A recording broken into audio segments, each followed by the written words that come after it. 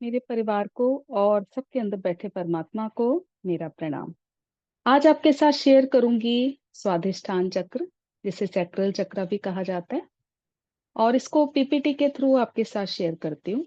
तो मुझे एक सेकंड दें।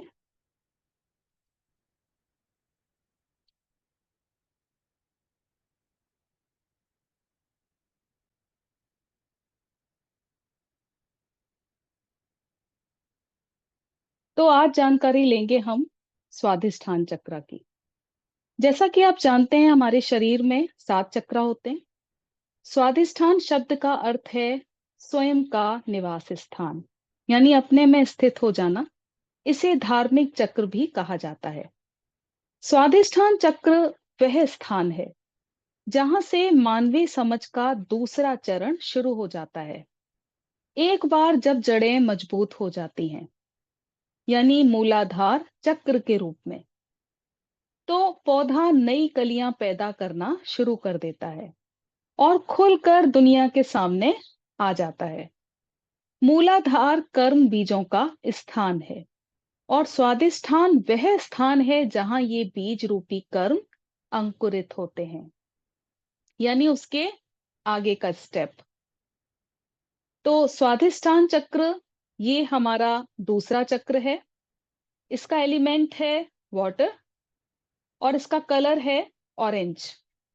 स्वाधिष्ठान चक्र लोकेटेड होता है लोअर एब्डोमेन में, यानी कि जेनिटल्स के पास, यानी नाभि से 3 इंच नीचे। इसका विकास बचपन से ही हो जाता है, 6 महीने से लेकर 2 साल तक। जैसे मूलाधार चक्र हमें स्टेबिलिटी देता है, बेसिक नीड को पूरा करता है, उसके लिए एनर्जी देता है, रोटी कपड़ा मकान, हमें ग्राउंडेड बनाता है। और जो ये सैक्रल चक्र है, यानी कि स्वाधिष्ठान चक्र, ये इसके आगे का स्टेप है।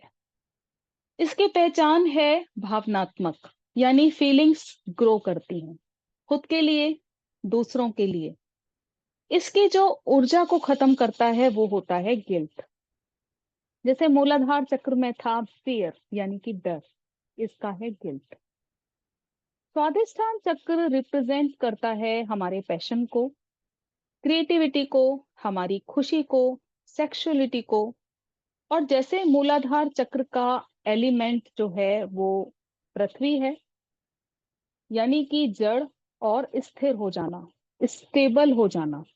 यानी कि जैसे एग्जाम्पल, व्यक्ति की पढ़ाई लिखाई हो गई और अर्निंग शुरू हो गई और शादी हो गई।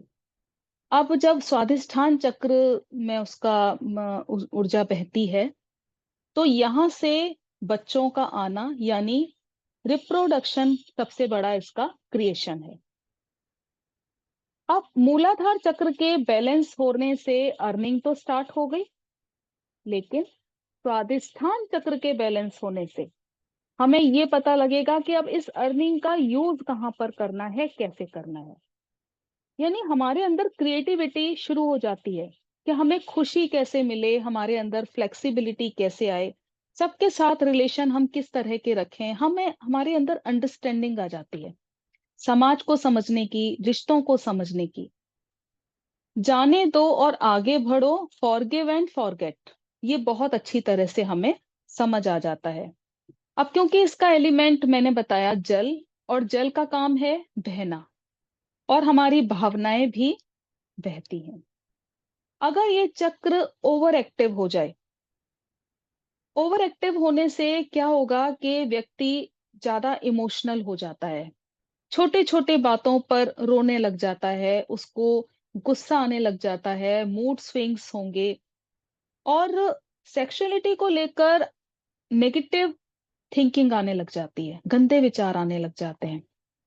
और व्यक्ति नशे की तरफ भी अपना टर्न कर लेता है, नशे की तरफ भी मुड़ जाता है।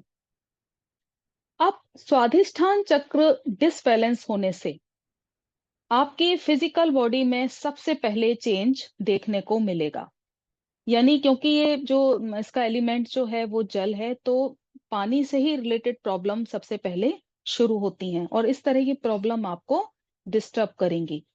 आपके यूरिन और ब्लैडर से रिलेटेड प्रॉब्लम हो सकती है, ब्लड से रिलेटेड प्रॉब्लम हो सकती है, रिप्रोडक्टिव ऑर्गन से रिलेटेड इश्यूज हो सकते हैं, लेडीज में पीसीओडी प्रॉब्लम हो सकती हैं, और इनफर्टिलिटी प्रॉब्लम हो सकती है, जॉइंट पेन, हिप पेन, ये प्रॉब्लम हो सकती है। तो ये रीजन है इस चक्रा के डिसबैलेंस होने का, यानी डिसबैलेंस होने से इस तरह की बीमारियां क्रिएट होती हैं। अब यहाँ पर जो जरूरी बात है समझने वाली वो ये है कि जो मैंने ये सारी बीमारियां बताई, तो अब क्योंकि मैं आप आज जो मेरा सेशन है वो इसी चक्रा के ऊपर है, स्वादिष्ठान चक्रा के ऊपर, तो ये जो बीमारियां हैं वो इसी से रिलेट कर रही हैं। लेकिन जरूरी नहीं कि अगर आपको कोई इस तरह की प्रॉब्लम होती है तो आप सीधे रिलेट करो कि मेरा चक्रा डिसबैलेंस है तभी मुझे ये बीमारी हो रही है। ऐसा जरूरी नहीं है, हो सकता है उसका कंसर्न कुछ और हो। अब क्योंकि मैं इसी चक्रा के बारे में बता रही हूं तो यही बीमारियां आपके साथ शेयर करूंगी। तो चक्रा जो होता है हमारा, ये दो प्रकार से डिसबैलेंस्ड होता है। या तो एनर्जी ज्यादा हो जाती है, ओवर एक्टिव हो जाता है, या फिर अंडर एक्टिव होता है। अगर अंडर एक्टिव है यानी पावर डाउन है, तो बॉडी मूवमेंट स्टिफ हो जाता है, यानी शरीर पत्थर जैसा हो जाता है, बहुत स्ट्रांग हो जाता है। मूड स्विंग्स होते रहेंगे, कभी किसी तरह का मूड, कभी किसी तरह का मूड, लाइफ में प्लेजर, जॉय, ये सब कुछ खत्म हो जाता है। इंटीमेट रिलेशनशिप खत्म हो जाती है, मैरिड लाइफ में खुशी नहीं मिलेगी, अकेलापन फील होता है, और हर बात को लेके गिल्ट फील होता है, मैंने ऐसा क्यों किया, मैंने ऐसा क्यों कहा, ये मुझे नहीं करना चाहिए था। इस तरह की गिल्ट मन में आती रहती है, शर्मिंदगी महसूस होती रहती है, हेजिटेशन आती रहती है। अब सैक्रल चक्रा को बैलेंस कैसे किया जाए, इसके लिए ध्यान करें, मेडिटेशन करें, योगा करें, नृत्य करें, डांस करें, यानी बॉडी मूवमेंट करें, और क्रिएटिव वर्क करें जो भी आपको पसंद है। आपको पसंद है प्लांटिंग करना, आप प्लांटिंग कर सकते हो, ड्राइंग कर सकते हो। जो जिंदगी में आपने काम नहीं किया लेकिन आपका मन करता रहा हमेशा कि कभी मुझे मौका मिल जाए तो मैं इस तरह का काम करूंगी या करूंगा, पोइम लिखना, ब्लॉग लिखना, या आपकी कुकिंग बहुत अच्छी है तो रेसिपी शेयर करना अपने फ्रेंड से, और सभी से अपनी रेसिपी को शेयर करना। तो इस तरह के क्रिएटिव वर्क आप कर सकते हैं। उसके अलावा अगर वुमेन है तो वो अपने आप को पूरी तरह से एक्सेप्ट करे, यानी कि जो वुमेन्स के साथ जितनी भी प्रॉब्लम्स होती हैं उसकी हेल्थ से रिलेटेड और खुद उससे रिलेटेड, तो उनको वो खुशी से एक्सेप्ट करे, और अपने वुमेन होने पर प्राउड फील करे। सेम चीज मैन के साथ भी, कि मैन भी अपने आप को पूरी तरह से एक्सेप्ट करे, खुशी से अपने आप को स्वीकार करे। क्योंकि हमें जो हमारे अंदर ये फीलिंग्स हैं, हमें इसका फ्लो आगे की तरफ करना है, बहते रहना है, इसको रोकना नहीं है। जो क्रिएटिविटी मैंने करने को कहा, यानी आपकी ऊर्जा का अंदर ही अंदर ब्लॉक होके रह जाना, जब आप इस तरह के काम करते हैं तो वो ऊर्जा बहती रहती है।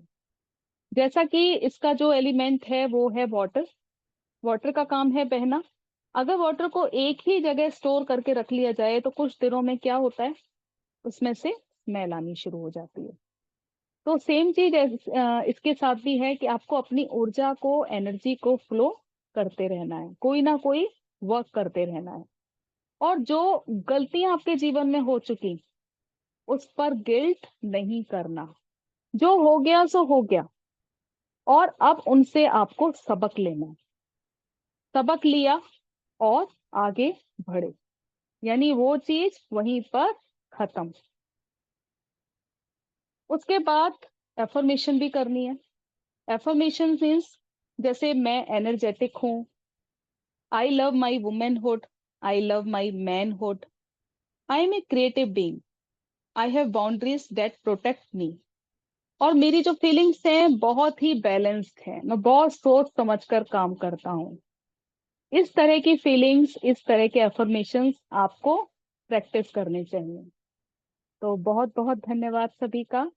उम्मीद करती हूँ बहुत अच्छे से आपको समझ आया होगा। तो जल्दी आपके सामने प्रेजेंट होंगी इसके बाद का चक्र लेके। तब तक और भी सेशंस आते रहेंगे। आप जुड़े रहिए, सारे सेशन सुना करिए। बहुत बहुत धन्यवाद सभी का।